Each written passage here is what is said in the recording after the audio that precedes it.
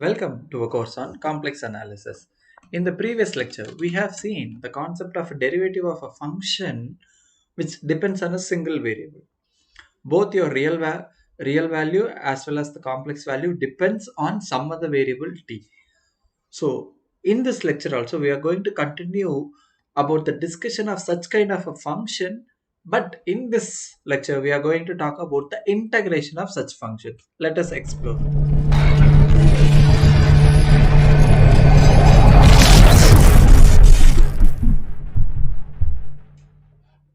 So, as I said, the topic that we are going to see is definite integrals of functions of the form w of t. So, here the function w of t shall be written as u of t plus iota times of v of t. But usually, how do we write? We write w as u plus iota times of v. Actually, this u is a function of x and y. This v is also a function of x and y, but here x is a function of t and y is also a function of t. So that is why these two functions u and v becomes a functions of t. Okay, here your w is a complex valued function of a real variable t, and u v are functions of real variable t. Okay, here we impose one more condition, that this t is lying between this one, that is your t takes the value in the interval ab, in the closed interval ab. Then we shall define integral a to b of this complex function as integral a to b u of t dt plus iota times of integral a to b v of t dt. So provided we can write this way, and let us mark this as equation 2 and let us have this as equation 1. This is valid only when integral a to b u of t dt and integral a to b v of t dt exist. So if these two real integrals exist, then the complex integral shall be written in this form. And from this we write real part of this integral as simply integral a to b real part of this w of t dt, and the imaginary part of the integral a to b w of t dt is same as that of integral a to b imaginary part of w of t dt. You may ask me, what is there in it? We just took a real part inside and outside. Yes, it has so many things to tell us. Here, first you are integrating a complex function and then looking for the real part from the resultant complex value, which is same as that of taking the real part from the original function and integrating that with respect to the given variable over the given interval. So this is what. So let me mark this as equation 3. So these three are the important things that we have seen here. Now let us work out a problem. So the problem is to find interval 0 to 1, 1 plus iota times of t whole square dt. So how to solve this? First of all, apply your binomial expansion inside. So this becomes a squared plus iota t whole squared plus 2 times of 2 multiplied with 1 multiplied with iota times of t, and is to be integrated with respect to t. So integral 0 to t, 1 squared is 1, and iota times of t squared is minus t squared plus 2 iota t dt. So this is integral 0 to 1, 1 minus t squared plus iota times of 2t dt. And using the results, we split this into integral 0 to 1, 1 minus t squared dt plus iota times of integral 0 to 1, 2t dt. Excuse me. And from this, do the usual integration. That gives you uh, t minus t cube upon 3 over the interval 0 to 1 plus iota times of 2t squared upon 2 over the interval 0 to 1. So when you substitute 1 minus 1 upon 3 plus iota times of 1 squared. So this is 2 upon 3 plus iota. So this is the integral value. We also know from the calculus on one variable, that is, okay, let me have to write, let us remark that. Okay, so the existence of the integrals of u and v is possible even if u and v are piecewise continuous on AB. Even if it is piecewise continuous in the given interval, then the integral value will exist. So this is one of the results that we have studied in the course of calculus of one variable. So that is that here. Okay, and not only for piecewise continuous functions, actually piecewise continuous, like, okay, let me write it. Such a function is continuous everywhere in the given interval except possibly at finite number of points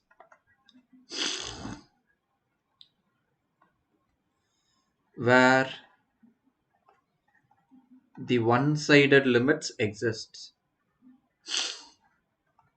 So remember, now we are talking about the real valued functions. So the notion of one-sided limits is applicable in real case, whereas in complex case this is not so, right? So usually next, general expectation that the property shall be extended from real valued functions to complex valued functions.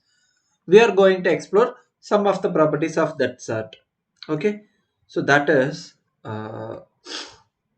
integral a to b some constant times of w of t dt is going to be constant times of integral a to b w of t dt. So one may prove this constant is also a complex constant here. Okay, this is one of the rule. And similarly, integral a to b w of t dt, and if you identify some point between a and b, then you may write this to be integral a to c w of t dt plus integral c to b w of t dt. Suppose if you don't wish to have c here, you may have this constant to be some k, where k is a constant, right? And the point b is a smaller than or equals b smaller than or equals c. B is one such point. Okay, the next thing is fundamental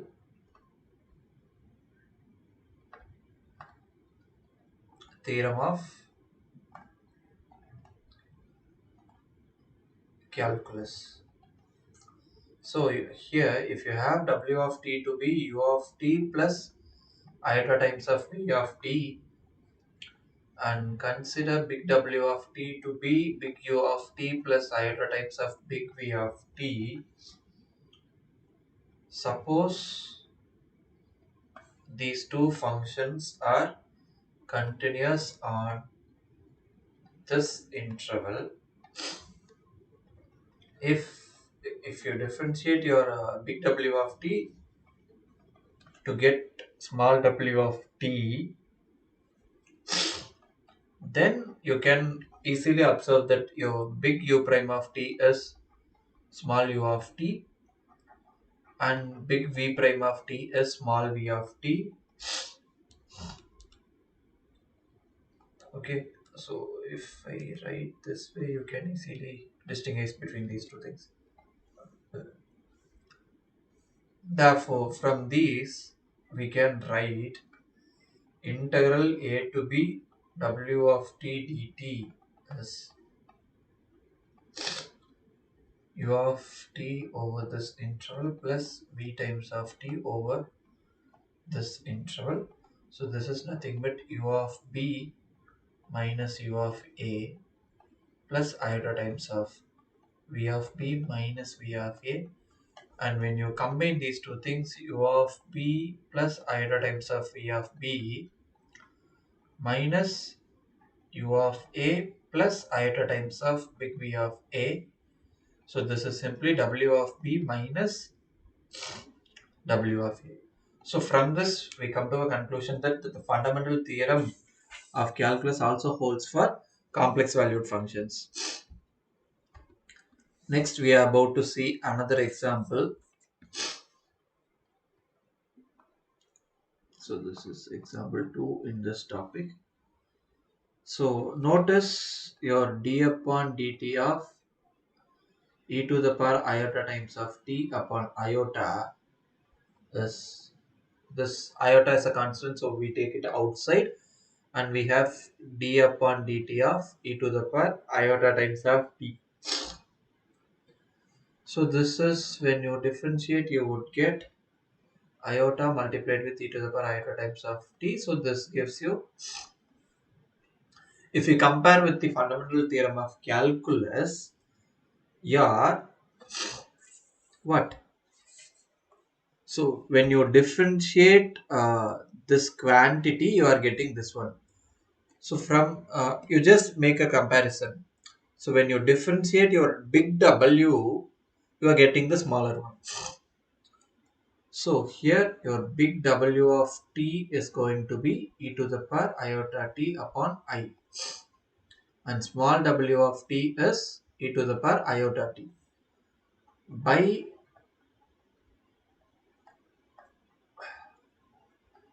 fundamental theorem, what we get, integral a to b w of t dt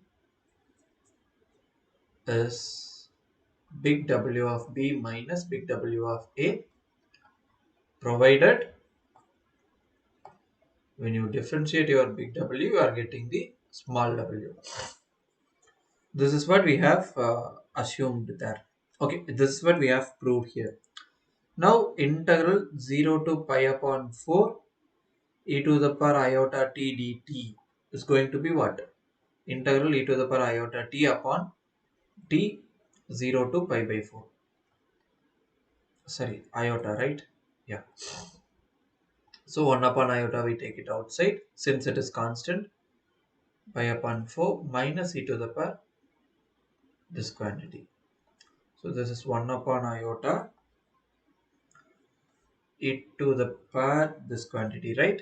So this becomes cosine pi upon 4 plus iota times of sine pi upon 4 minus 1. So what are these values? They are 1 upon under root 2 plus iota times of 1 upon under root 2 minus 1. So we just have, when you multiply these things inside, this becomes 1 upon iota times of under root 2 and iota iota get cancelled here. So 1 upon under root 2 minus 1 upon iota. So when you take this iota to the numerator, this becomes minus iota upon under root 2 plus 1 upon under root 2 plus iota. So this is 1 upon under root 2 plus iota times of 1 minus 1 upon under root 2. So this is the integral value, right? So till now we have seen some extensions, some results that are extended from the real variable to complex variable setup. Now one may easily expect that mean value theorem will also satisfy so, but that is not the case.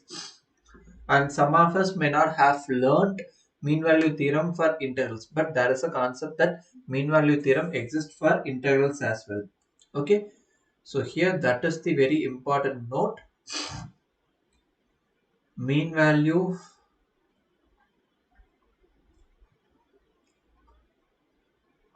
theorem for integrals does not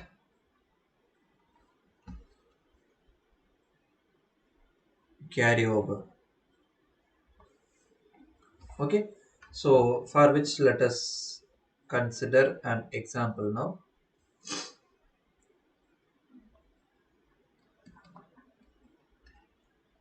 So this states let w of t be a continuous complex valued function of t defined on a to b, right? So integral a to b w of t dt is w of c times of b minus a. So this is okay. This is mean value theorem. Okay, for integrals. Actually, this is for integrals. Here we are about to prove this does not hold for complex valued functions. Actually, right? So we take a to be 0 and b to be 2 pi and w of t to be e to the power iota t with 0 smaller than or equals t smaller than or equals 2 pi.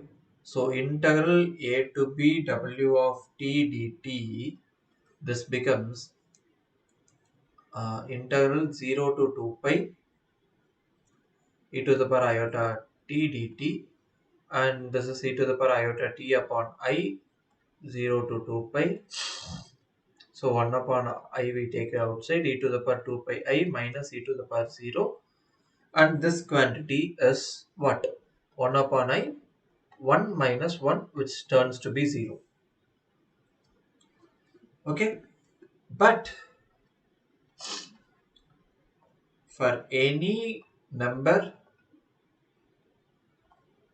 c such that 0 less than c less than 2 pi, the existence of c must be between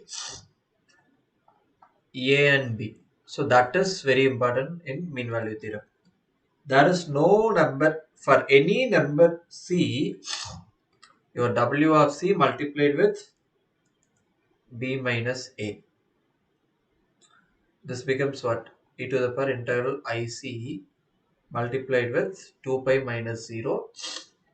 This is e to the power ic, and this is simply 2 pi. And this value is 2 pi for any value of c. Right?